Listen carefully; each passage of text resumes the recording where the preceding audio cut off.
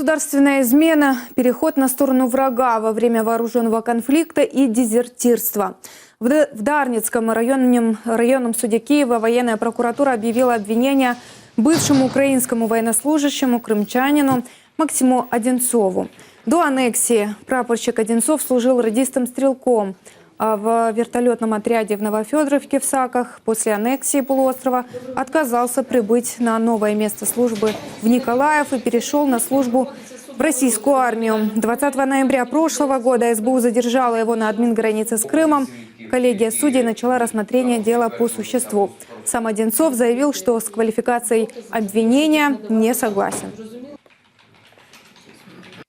Обвинувачується у вчиненні державної зради, діяння, умисно вчиненого громадянином України на шкоду суверенітету, територіальній цілісності та недоторканності, обороноздатності, державній економічній та інформаційній безпеці України, перехід на бік ворога в період збройного конфлікту.